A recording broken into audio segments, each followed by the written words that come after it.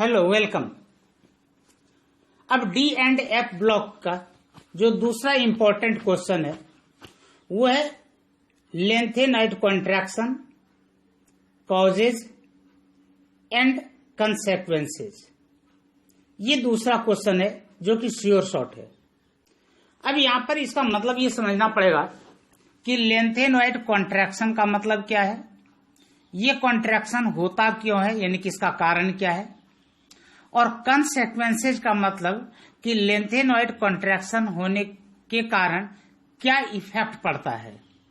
ये तीन बातों को आपको समझना पड़ेगा, तभी आप इस क्वेश्चन के आंसर को अच्छे तरीके से लर्न कर सकते हैं। देखिए एक्चुअली क्या होता है कि जो डी एंड एफ ब्लॉक होते हैं, इसमें जो एफ ब्लॉक होता है इसमें दो सीरीज होते हैं, एक होता है लेंथेनॉइड और एक होता है एक्टिनॉइड। जिस भी एलिमेंट्स का आप इलेक्ट्रॉनिक कॉन्फ़िगरेशन लिखते हैं और उसका लास्ट इलेक्ट्रॉन एफ ऑर्बिटल में जाता है, उसका लास्ट इलेक्ट्रॉन यदि एफ ऑर्बिटल में जाता है तो वे सभी एलिमेंट्स लेंथेनॉइड सीरीज से बिलोंग करते हैं। अब यहां पर क्या होता है कि जैसे जैसे एटॉमिक नंबर इंक्रीज होता है on moving left to right, size of atoms decreases. यहां पर लिखा हुआ है the atomic and ionic radii of lanthanoids with increase in atomic number is known as lanthanoid contraction. या आप इसको इस तरीके से कंप्लीट, ये जो आप ये देख रहे हैं इसके जगह पर कंटिन्यूअसली वर्ड यूज करूंगा, the continuously decrease in the atomic and ionic radii of lanthanoids. यानी कि लेंथेनॉइड्स के जो एलिमेंट्स होते हैं इसका एटॉमिक साइज यानी कि एटॉमिक रेडियाई और आयनिक रेडियाई ये लगातार डिक्रीज होते हैं।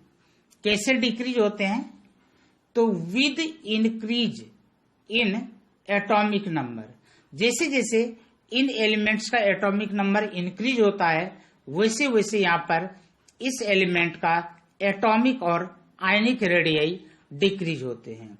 ये जो रेगुलर डिक्रीज हो रहा है इसी को कहा जाता है लेंथेनॉइड कॉन्ट्रैक्शन। यहां तक समझ में आ गया।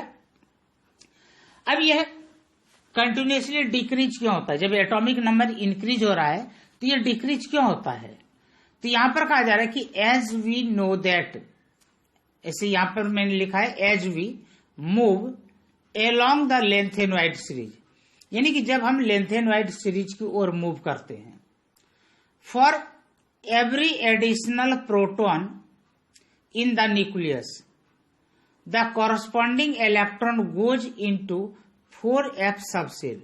यानी कि जब आप लेफ्ट से राइट की ओर जाते हैं तो वहां पर उसके न्यूक्लियस के अंदर एक एक इलेक्ट्रॉन एक एक प्रोटॉन इंक्रीज होता है और उसके आउटर मोस्ट सेल में जो 4f होता है,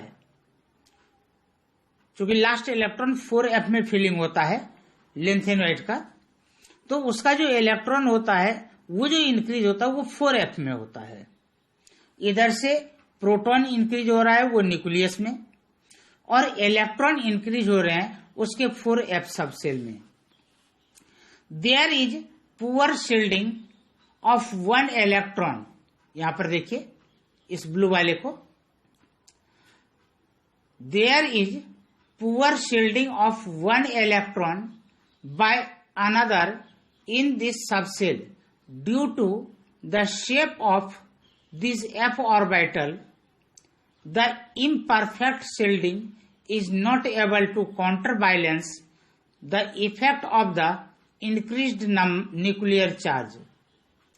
देखिए इसको मैं अपने मोटे तौर पर समझा रहा हूं। एक्चुअली क्या होता है कि यहां पर जब न्यूक्लियस के अंदर पॉजिटिव चार्ज बढ़ रहे होते हैं और उसके बाहर में निगेटिव चार्ज बढ़ रहे होते हैं, तो अंदर में पॉजिटिव चार्ज, बाहर में निगेटिव चार्ज बढ़ रहे हैं, अट्रैक्शन बढ़ रहा है। बीच में जो यहां पर s p d f ये जो ऑर्बिटल्स होते हैं यहाँ पर एफ ऑर्बिटल का स्क्रीनिंग इफेक्ट यानी कि शील्डिंग इफेक्ट कम होता है। अब शील्डिंग इफेक्ट कम होने के कारण क्या होता है, वहां पर पेनेट्रेशन ज्यादा हो जाता है, यानी कि वहां पर एक दूसरे को अपनी ओर अट्रैक्ट करते हैं, यानी कि यह न्यूक्लियस उस आउटरमोस्ट सेल को अपनी ओर खींचना शुरू करता है। तो साइज यहाँ पर क्या हो जाता है, श्रिंक हो जाता है, छोटा हो जाता है। इसलिए जैसे जैसे एटॉमिक नंबर इंक्रीज होता है वैसे वैसे इसका साइज डिक्रीज होता है, चाहे वह इसके एटॉम हो या इसके आयन हो। तो ये मैंने आपको समझाया कि यहाँ पर इसके साइज डिक्रीज होने के कारण क्या है। आपको लैंग्वेज जो स्क्रीन पर दिखाई पड़ रहे हैं या आपने जो बुक में पढ़ रखा है उसी को लर्न करना है, ये मैंने आपको समझाया। अब यहां पर कहा जाता है कि चलो ठीक है, यहां तक तो समझ में आ गई बात, लेकिन कंसेक्वेंसेस यानी कि इसका यहां पर इफेक्ट क्या पड़ा। तो यहां पर कहा जाता है कि मेन 2 इफेक्ट जो आपको याद रखने हैं, ये पेपर में लिखने हैं।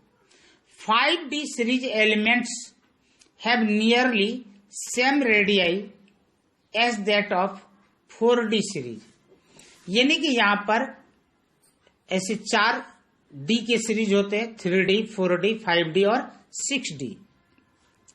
लेकिन यहां पर लेंथेनॉइड कॉन्ट्रैक्शन के कारण 4D सीरीज और 5D सीरीज के एटॉम का जो रेडियाई होता है वो लगभग सिमिलर होते हैं, यानी कि नियरली सेम होते हैं। तो आपको यहां पर यही याद रखना है, D series elements have nearly same radii as that of 4D series.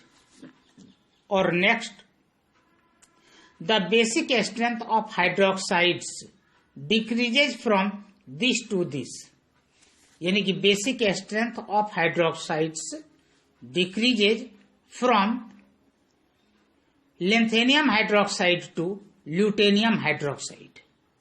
तो ये आपका सेकंड क्वेश्चन था, ये आपके पेपर में निश्चित रूप से आएंगे, श्योर शॉट आएंगे।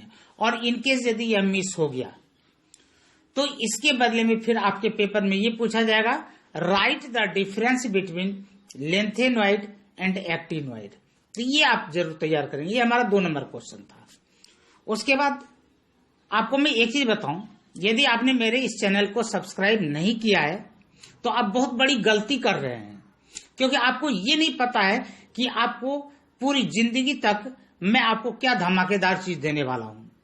आप खुद सब्सक्राइब करें, अपने मित्रों को सब्सक्राइब करने के लिए बताएं और इसका लिंक उनको भेजें, क्योंकि उनके समझ में जब आएगा तो वो अपने आप लाइक भी करेंगे, सब्सक्राइब भी करेंगे।